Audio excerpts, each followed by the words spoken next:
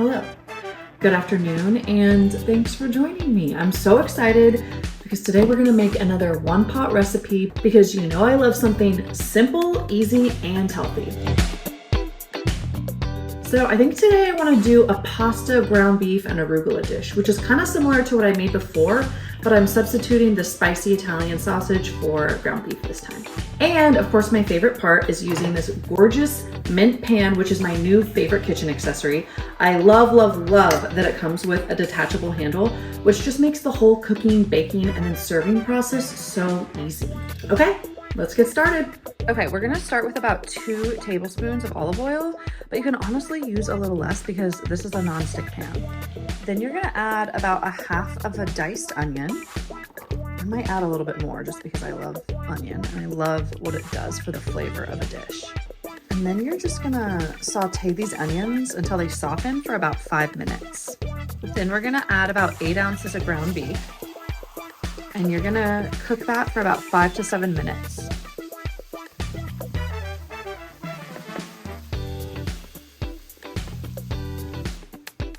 Looking good. Okay, now we're adding about 1.5 cups of chicken broth. And overall, you might need up to 3 or 3.5, but I'm gonna add in about 1.5 and add more as needed.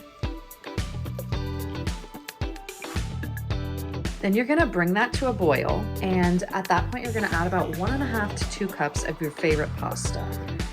I'm adding an artisanal Italian pasta, but you can add really anything your heart desires. And then you're gonna let that cook for about 15 minutes or until the noodles feel like they're done, and they'll be absorbing all this broth as well. So add more broth as needed. Ooh, it already looks so good. Boiling this in the broth is really the trick here because it's gonna add so much more flavor to your pasta. Okay, now we are cooking. The noodles are looking amazing. They're almost all the way cooked. All that broth has been absorbed. So now we're gonna add some veggies. I'm gonna add some arugula.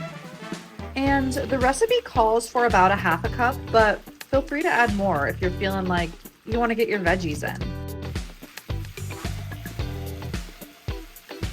But my very favorite part, of course, is adding some cheese in. And I'm gonna add about 2 tablespoons of goat cheese because this just adds such a nice creamy component. And we are done. So my favorite part is obviously when we finish the meal and then we have this delicious thing that we get to eat. So let's take this to the table and my favorite mint pan that also works as a serving dish. Here we go. And now the really cool part, I can take this handle off and now it's a serving dish. How cool is that? Okay, bon appetit. Ooh, this looks amazing.